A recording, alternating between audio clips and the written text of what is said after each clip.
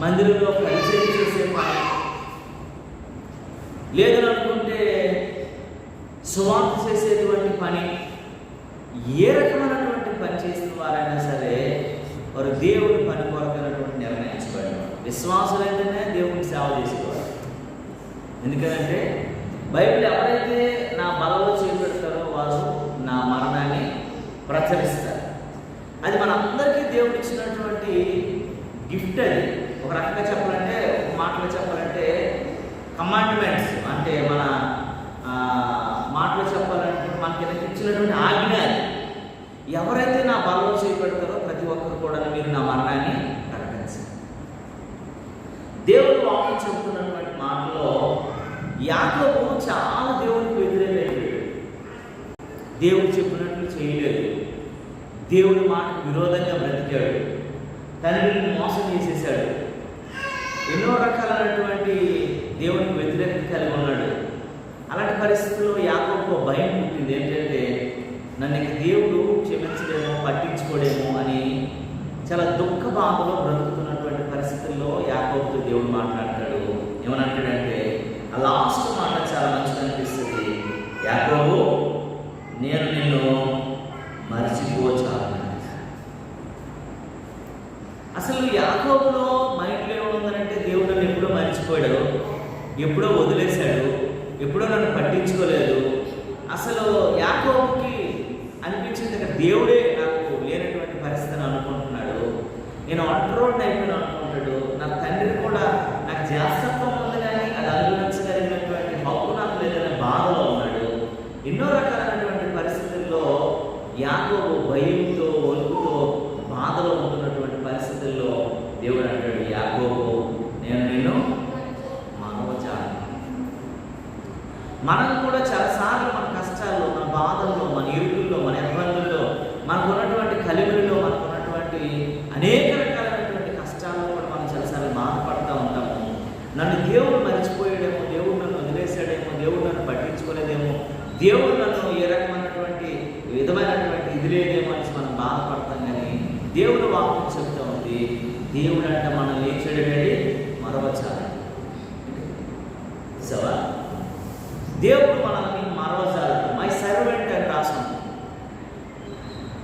నా పనిలో ఉన్నటువంటి వాడా, నేను అప్పగించిన పనిని నిర్వర్తించినటువంటి వాడా, నా పనిని నేను చేస్తున్నటువంటి వాడా, నేను ఆకాశంలో మహాకాశంలో చెప్పిన మాటను నువ్వు ఈ లోకంలో నువ్వు పనిచేస్తున్నటువంటి నా సేవకుడా అని పిలుస్తాను. యాకోబు నా సేవకుడా అని చెప్పి పిలుస్తూ మాట్లాడతాడు. అయితే దేవుడు అంటున్నాడు, దేవుడు వాక్యం చెబుతున్నటువంటి సంగతి ఏంటంటే పిల్లరా, దేవుడు వాక్యం అంటాడంటే, నేను నిన్ను మరువజాలను. ఇశ్రాయేలుని దేవుడు ఎప్పుడూ మర్చిపోలేదు, యాకోబును అంతకంటే మర్చిపోలేదు. దేవుడు ఈరోజు నీతో నాతో మాట్లాడుతున్నాడు. నిన్ను జ్ఞాపకం చేసుకోవడం ఆయన ఆలోచన ఎప్పుడు నువ్వు ఉంటావు, నీకోసం ఆలోచిస్తూనే ఉంటాడు. దేవుడు నిన్ను ప్రార్థన పెట్టుకుంటే జరిగే కార్యక్రమం ఏంటి నీ జీవితంలో, నా జీవితాలు? దేవుడు నిన్ను గుర్తు చేసుకుంటే జరిగే కార్యాలేంటి? దేవుడు మన వరకు ఆలోచించి మనల్ని జ్ఞాపకం చేసుకోవడానికి జరిగేటువంటి ఆలోచన ఏంటనేది కొన్ని మనము జ్ఞాపకం చేసుకుందాము. ఆదికాండం 8వ అధ్యాయము చూడండి, మొదటి వచనాన్ని చదివితే భక్తులైనటువంటి మరి మోషే గారి ద్వారా రాయబడినటువంటి ఈ మాట మనం జ్ఞాపకం చేసుకుందాం. 8వ అధ్యాయం మొదటి వచనంలో, దేవుడు నోవాహుకు అతనితో కూడా ఓడలో ఉన్నటువంటి సమస్త జంతువులను, సమస్త పశువులను జ్ఞాపకం చేసుకున్నాను. దేవుడు భూమి మీద వాయువు విసిరినట్లు చేయటం వలన నీళ్లు తగ్గిపోయింది. దేవునికి స్తోత్రం కలుగుతుంది. నోవాహు ఎలాంటి శ్రమలో, ఎలాంటి కష్టాలు ఉన్నాడంటే, 40 దినాలు రాత్రి పగలు కూడా తూములు వెప్పుబడి, 40 దినాలు కూడా భయంకరమైనటువంటి ప్రళయంలో అనేక మంది మరణం చెందిపోతూ, దేవుడి చిత్తాన్ని ఎరగలేనటువంటి పరిస్థితుల్లో అందరూ కూడా మరణ ఛాయకు వెళ్ళిపోయి కళ్ళ ఉండే కొట్టుకుపోతున్న పరిస్థితులు ఉంటున్నప్పుడు, దేవుడు నోవాహుకి, నోవాహుతో ఉన్నటువంటి కొన్ని జంతుజాలను అతన్ని కూడాను, నోవాహు కుటుంబాన్ని ఒక దగ్గర పెట్టాడు. ఆ పరిస్థితుల్లో గనుక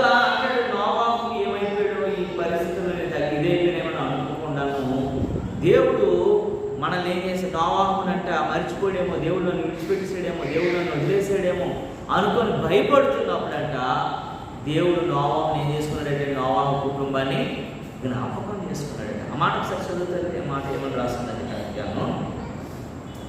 దేవుడు నోవాహును అతనితో కూడా వాడలో ఉన్న సమస్త జంతువులను దేవునికి స్తోత్రము కలుగుతుంది. దేవుడు అంటాడు, అందుకే చూసారా విశ్రాంతి దినమును పరిశుద్ధ దినమును ఆచరించాలని అంటూ నీవు నీ కోడే నీ గొర్రె నీ సమస్తం కూడా కాకుండాను నీకు ఇంటికి వచ్చినటువంటి చుట్టాలను కూడా దేవుని మందిరానికి తీసుకురామని.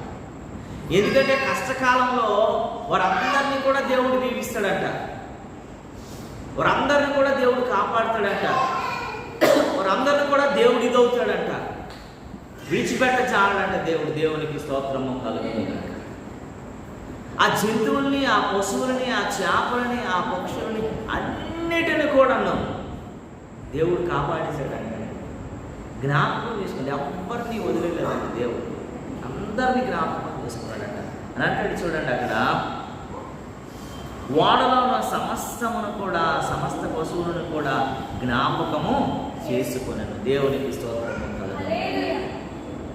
దేవుడు వాక్యం ఏమని చెప్తుందంటే పిల్లరా, దేవుని ఎడల ప్రేమపూర్వకమైనటువంటి శ్రద్ధ వహిస్తాడు. ఈ మాటలో మనకు ఉన్నటువంటి భావం, దేవుడు నిన్ను ఒక్కసారి ఆయన ఏర్పాట్లలోకి నిన్ను తీసుకున్నాడనంటే, ఒక్కసారి ఆయన చెవిజాతల్లోకి నిన్ను తీసుకున్నాడంటే, ఆయన బిడ్డగా నేను ఒకసారి అంగీకరించాడనంటే నిన్ను ఆయన విడిచిపెట్టడు, మరిచిపోడంటండి.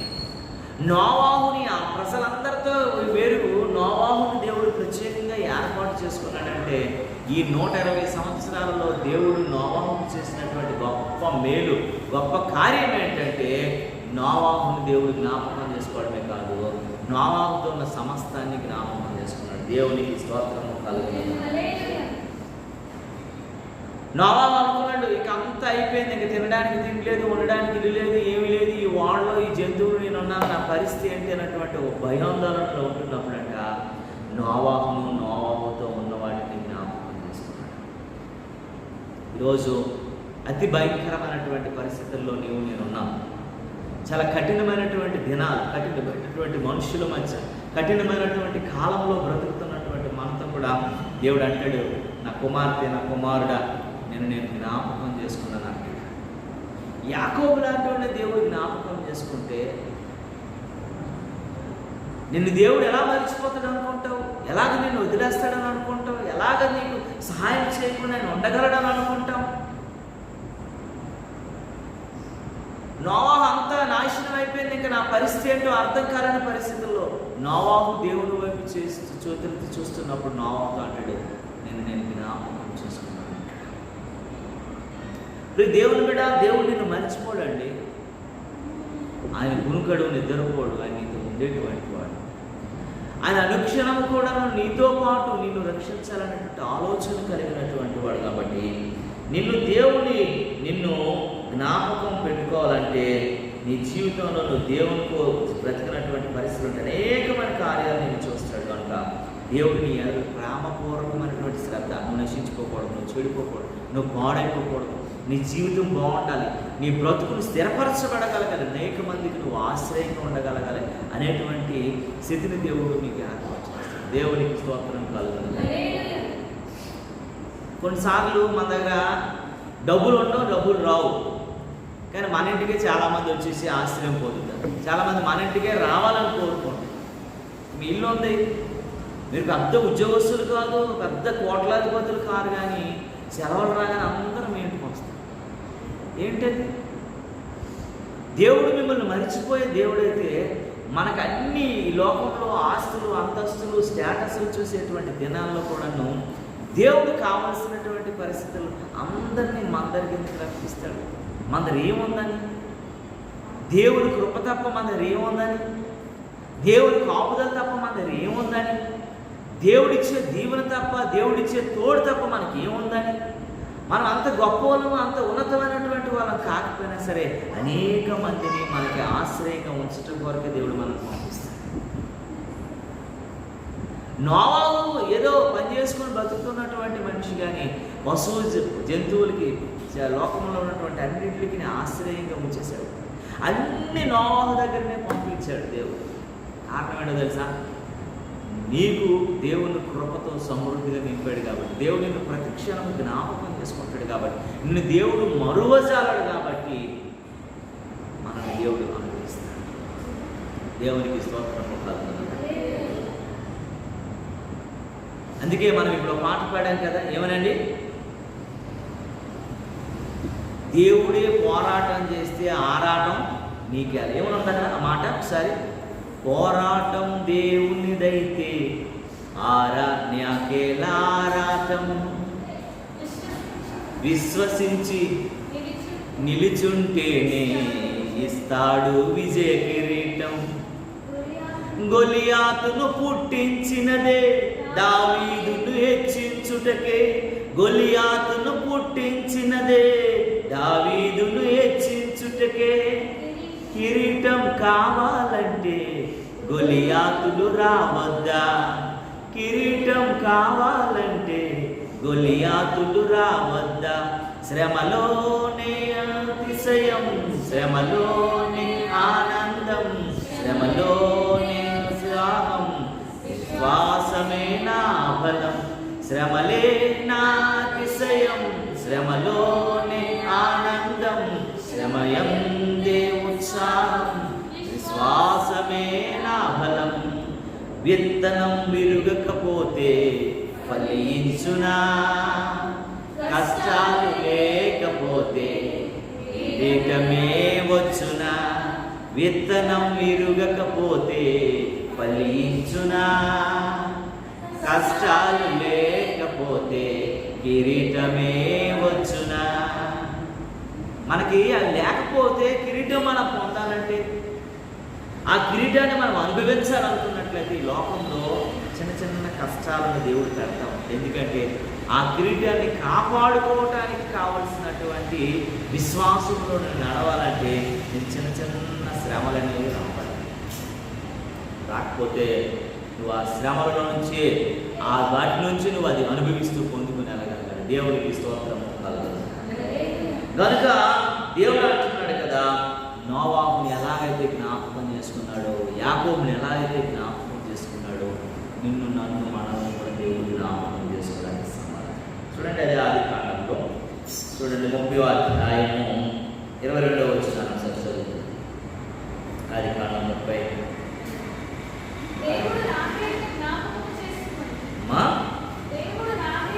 దేవుడు రాహేలును జ్ఞాపకం చేసుకొని ఆమె మనవి విని దేవునికి స్తోత్రం కలుగును గాక.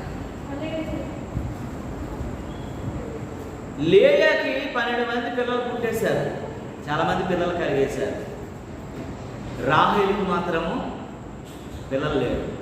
చాలా నింద, చాలా బాధ, చాలా కష్టం, చాలా భయంకరమైనటువంటి ఆవేదనలో ఉంది.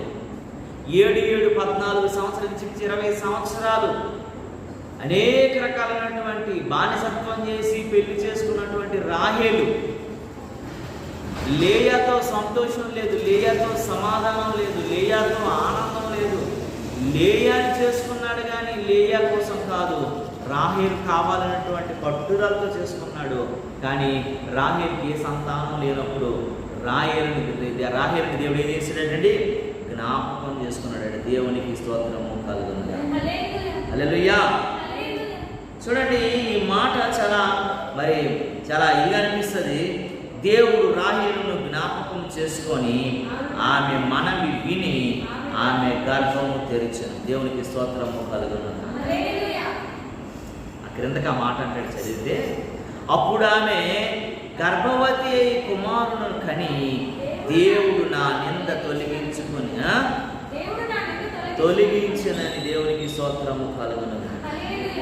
గొడ్రాలనేటువంటి ఒక నిందతో ఉన్నటువంటి పరిస్థితుల్లో రాహేలు చాలా బాధపడిపోతూ ఉన్నాం.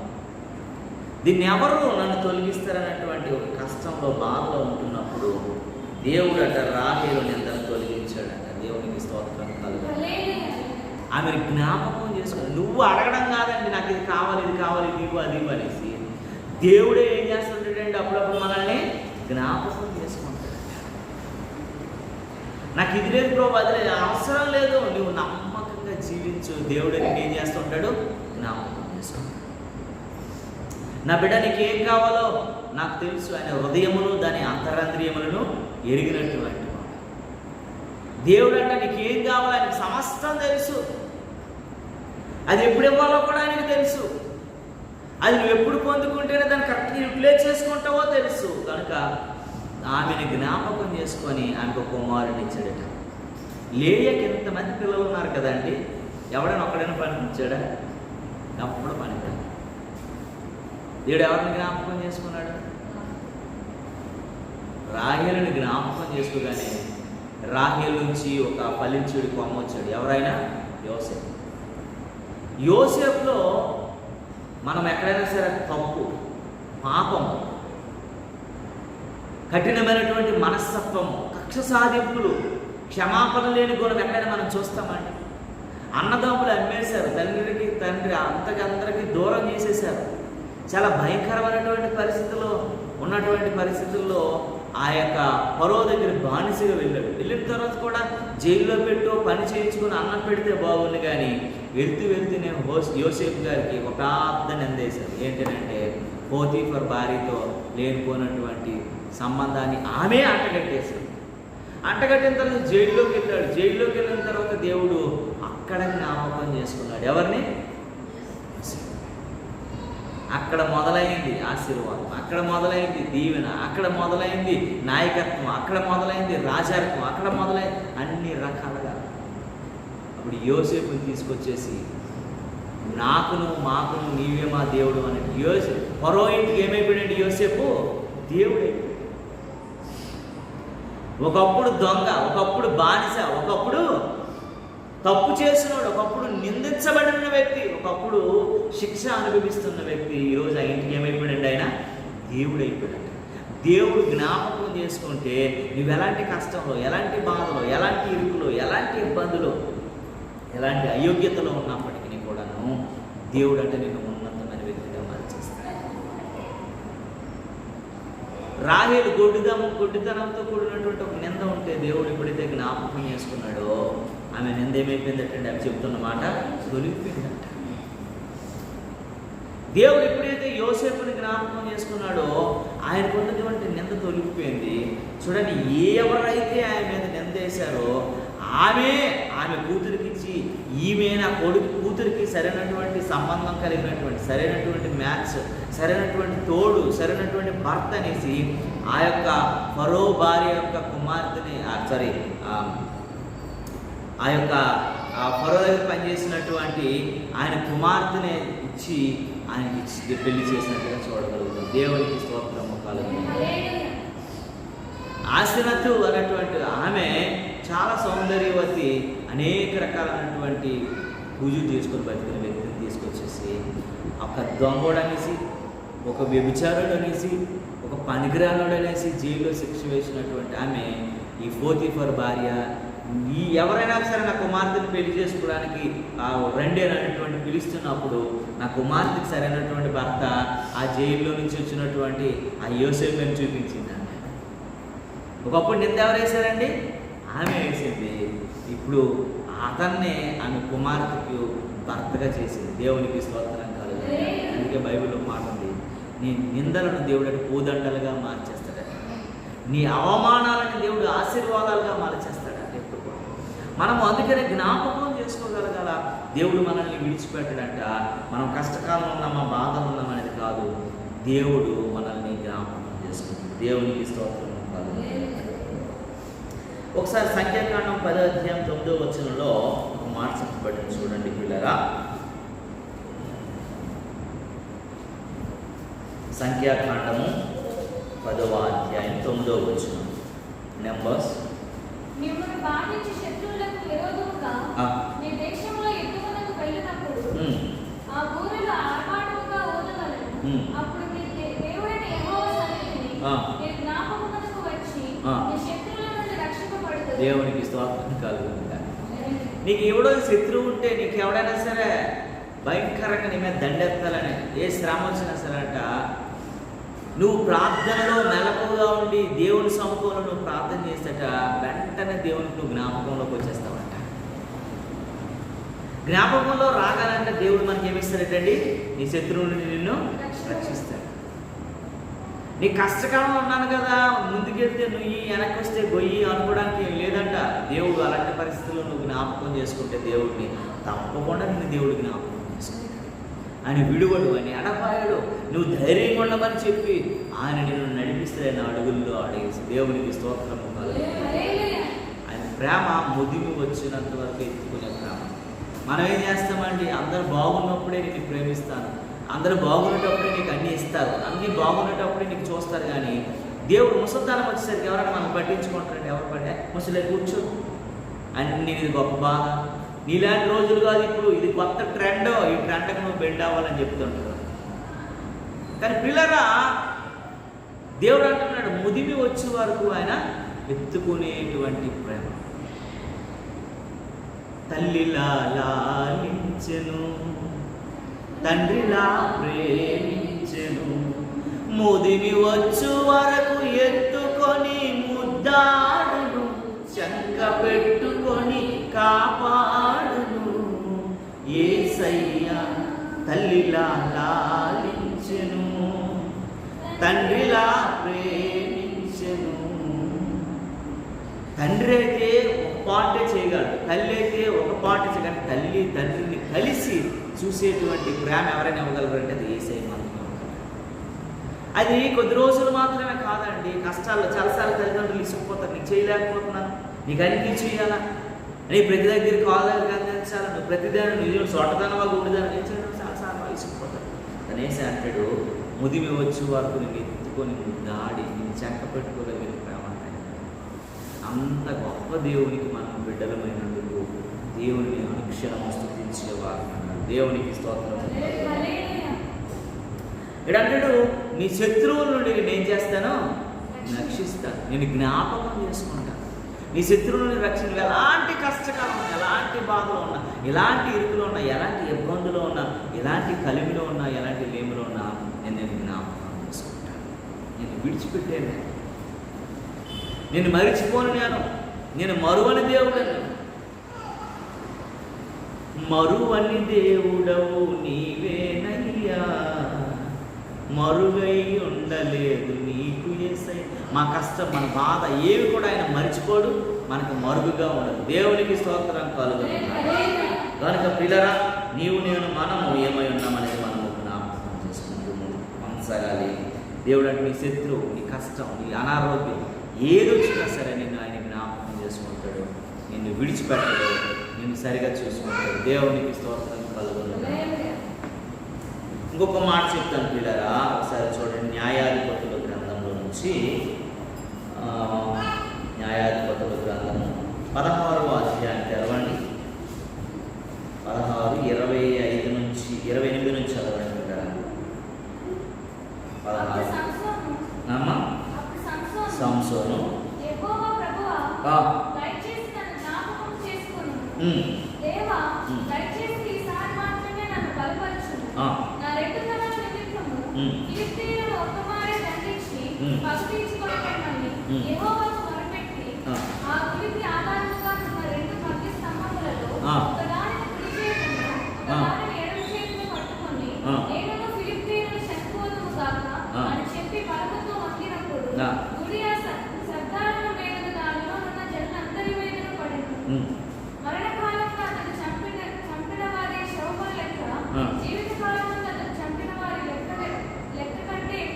దేవునికి స్తోత్రం కలుగును. చూడండి, సంసోను పాపం తప్పు చేశాడు, పాపం చేశాడు. ఫిలిష్తీయులకు పట్టబడిన తర్వాత భయంకరమైనటువంటి శిక్షకి కళ్ళు పోయాయి, ఏం లేదు. అలాంటప్పుడు దేవుడు సంసోనానికి ఎంత బలపరిచాను, ఎంత మంచిగా ఉన్నాను, నువ్వు చేసినప్పుడు ఈ శ్రమను అనుభవించాలి తప్పదు అనేసి దేవుడు అనుకుంటాడేమని సంసోను అనుకున్నాడు. కానీ అక్కడ కూడా దేవుడు జ్ఞాపకం చేసుకుని ఎంత ప్రేమమేడండి. తప్పు చేసిన వాడిని కూడా జ్ఞాపకం చేసుకొని తన తప్పు తెలుసుకుంటాడేమనేటువంటి ఉద్దేశంతో దేవుడు ఆయన జ్ఞాపకం చేసుకొని అక్కడ మాట్లాడుతున్న సంగతి ఏంటో తెలుసా? దేవుడికి ప్రార్థన చేస్తున్నాడు సంసోను. ఏంటంటే, ప్రభువా నన్ను జ్ఞాపకం చేసుకోయ్యా. ఈసారి మాత్రమే నన్ను బలపరచుము. ఇంతవరకు నువ్వు బలపరిచొద్దని నేను వృధాపరుచుకున్నాను, నేను పాడు చేసుకున్నాను. లాస్ట్ అండ్ ఫైనల్ ఈసారి మాత్రమే నువ్వు ఏం చేయ, నాకు బలపరిచయ్యా. నా రెండు కన్నుల నిమిత్తము ఫిలిష్తీయులను ఒక్కమారే దండించి పగ తీర్చుకొననిమ్మని యెహోవాకు మొరపెట్టి, ప్రభువా నా మీద చాలా పగ తీర్చుకున్నారు, లాస్ట్కు నువ్వు సమయం ఇచ్చినట్లయితే నేను కొంచెం పగ తీర్చుకోవాలని నాకు ఆశ ఉంది. నేను ఎలాగ చచ్చిపోతున్నాను నాకు తెలుసు ప్రభువా, నేను బ్రతకటం కూడా వేస్ట్, విశ్వాసంలో విపులుడిని అయిపోయాను, నీ మాట ఇచ్చి నేను నెరవేర్చలేని వాడిగా మిగిలిపోయాను, దారిద్రతలోకి వెళ్ళిపోయాను ప్రభువా, ఇంక నేను నరకానికి తప్ప పరలోకానికి పనికిరానని నాకు అర్థమైపోతుంది, కనుక నాకు కొంచెం బలాన్ని ప్రభువా ప్రార్థన చేశాడు. ఆ గుడికి ఆధారముగా ఉన్న రెండు మధ్య ఆ గుడికి ఈయన ఎలా చచ్చిపోతాడని చూడడానికి వేలాది మంది అక్కడికి వస్తున్నప్పుడు ఆ గుడికి ఆధారమైనటువంటి రెండు స్తంభాలు ఉన్నాయంట. ఒక చేత ఒకదానిని కుడి చేత్తోని మరొకటి ఎడం చేత్తోటిని. చూడండి, రెండు తోసేస్తే నేను చచ్చిపోవటమే కాదు, నా శత్రువులు కూడా నేను చంపేసి చచ్చిపోతాను.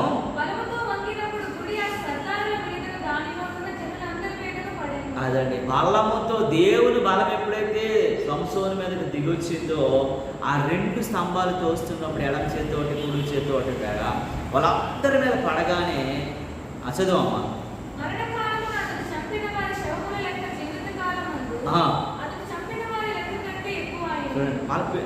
ఈయన ఒక గొప్ప గ్రేట్ వర్డ్ మాట్లాడేది ఏంటంటే, ఈయన ఒంటి చేతుల్నే 200 మందిని ఒక్కొక్కసారి చంపిన, చాలా మందిని సతమార్చగలిగినటువంటి శక్తి బలశాలుడు కదా.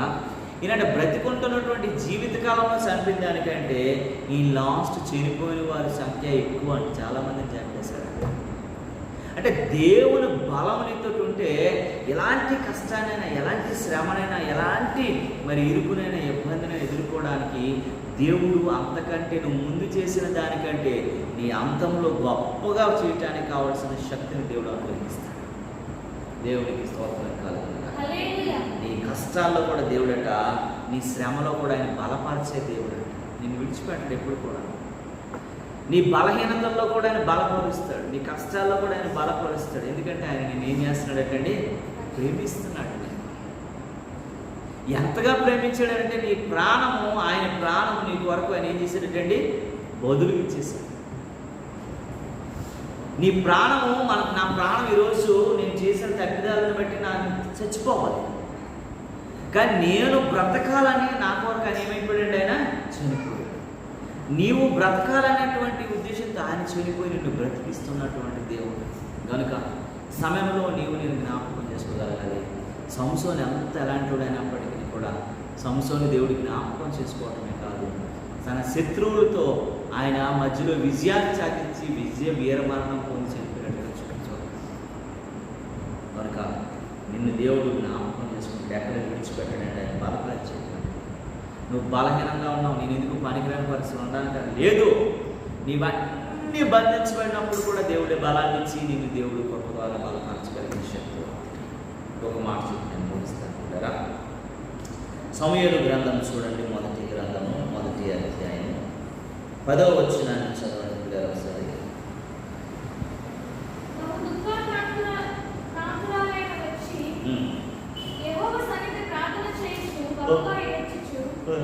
సైన్యములకు అధిపతియగు యెహోవా, నీ సేవకురాలైన నాకు కలిగి ఉన్న శ్రమను చూచి నీ సేవకురాలైన నన్ను మరొక జ్ఞాపకము చేసుకొని నీ సేవకురాలైన నాకు మగపిల్లను దయచేసిన ఎడల వారి తల మీదకి క్షౌర్యపు కత్తి ఎన్నటికీ రానియక వారి దగ్గరకు తిరుగు. నీవు నన్ను జ్ఞాపకం చేసుకుంటే ప్రభువా, నాకంట మంచి కుమారుడిని గణిస్తాంట, వాడు తల మీద ఎప్పుడు కూడా నేను క్షౌరం కత్తిరా నజీరు చేయబడతాడు వాడు అని చెప్పి దేవుడు చెప్తున్నమాట. ప్రతి విషయంలో కూడానంట దుఃఖాన్ని సంతోషంగా మార్చేస్తాడు. అన్న చాలా దుఃఖంలో ఉంది, అన్న కూడా అలాంటి బాధే. అన్న ఉంది, పిన్న ఆల్రెడీ అన్నాన్ని ఎప్పుడో దాటిపోయిన పరిస్థితిలో ఉంది. అన్న చాలా అవమానాలు, చాలా బాధ, దుఃఖంలో చాలా బాధ. కానీ దేవుడు అన్నాన్ని జ్ఞాపకం చేసుకోవడమే కాదు, బైబిల్ గ్రంథంలో ఎవ్వరు కూడా అంతమంది సేవకుడు లేడు అన్నాకి ఇచ్చినటువంటి బహుమానమైన సేవ. దావీదు రాజయ్యాడంటే, సౌలు రాజయ్యాడంటే అందరిని అభిషేకించేవాడు ఎవరు ఉన్నారంటే సమూయేలు మాత్రమే. చివరికి సమూయేలు ఎంత గొప్పడంటే సమూయేలు చచ్చిపోయిన తర్వాత కూడా సమూయేలు ఆత్మ చేసి సౌలు అడిగించాడు. ఎక్కడికి వెళ్ళి ఒక దెయ్యం అంటే ఒక సోది చెప్పుకోవడానికి సోదిగాడి దగ్గరికి వెళ్ళారు. అక్కడికి వెళ్ళి కర్ణపిశాచితో మాట్లాడుతూ కొంత డబ్బు ఇచ్చేసి అసలు సమూయేలు ఎక్కడ ఉన్నాడు ఏంటని అడిగితే సమూయేలు ఆత్మ వచ్చేమని మాట్లాడుతుంది. సమూయేలు రేపు నువ్వు నాతో పాటు ఉంటావు అని చెప్పేసి, సౌలా నువ్వు రేపు నాతో పాటు ఉంటావు అని చెప్పి వెంటనే తన కథతో తానే పొడుచుకుని ఏమైపోయాడండి సమూయేలు చచ్చిపోయాడు. సమూయేలు చచ్చిపోయిన తర్వాత కూడా సౌలు జీవితం ఎలా ఉంటుందని చెప్పగలిగిన శక్తి సమూయేలు అంత గొప్పవాడు అన్నమాట. ఈరోజు నేను మన జీవితాల్లో దేవుడు నిన్ను దీవించాడంటే, దేవుడు నిన్ను జ్ఞాపకం చేసుకున్నాడంటే ఎంతగా ఉంటుందనంటే మనం బ్రతికినను చనిపోయినను ప్రభువు వారమైనట్లుగా దేవుడు చేస్తాడు. దేవునికి స్తోత్రం కలుగుతుంది. అంత గొప్ప దేవుడి కొరకు మనతో ఉంచుతాడనమాట. సమూయేలు చచ్చిపోయినప్పుడు అనేక మందిని అభిషేకించాడు. చూడండి, సౌలుని రాజు చేశాడు. సమూయేలు చనిపోయిన తర్వాత కూడా సౌలు చచ్చిపోతాడని చెప్పాడు. అది సమూయేలు ఉన్నటువంటి గొప్పతనం. దేవుడు అభిషేకిస్తే, దేవుడు దీవిస్తే, దేవుడు మాట్లాడితే, దేవుడు కార్యాలు చేస్తే అంత గొప్పగా ఉంటాయి. ఒక మాట చెప్పి నేను ముగిస్తాను బిడ్డరా.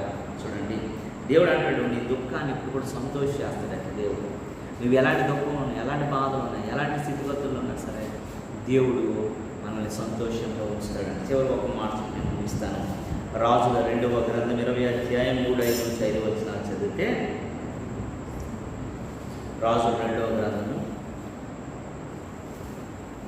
చూడండి 20వ అధ్యాయము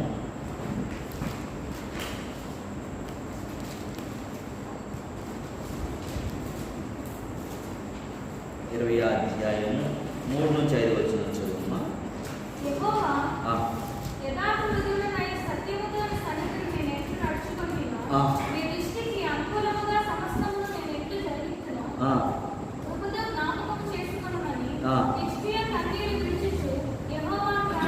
చూడండి, హిజ్కియాకి భయంకరమైనటువంటి మరణకరమైన రోగం వచ్చింది.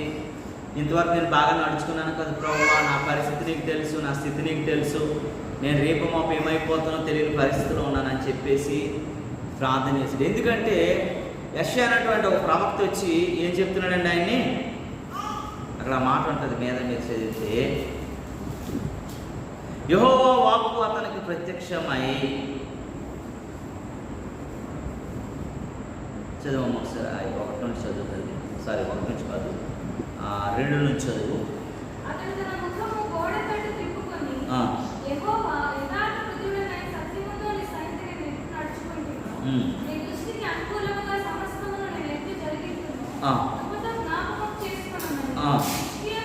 కన్నీళ్ళు విడిచి యెహోవాను ప్రార్థించెను. యెషయా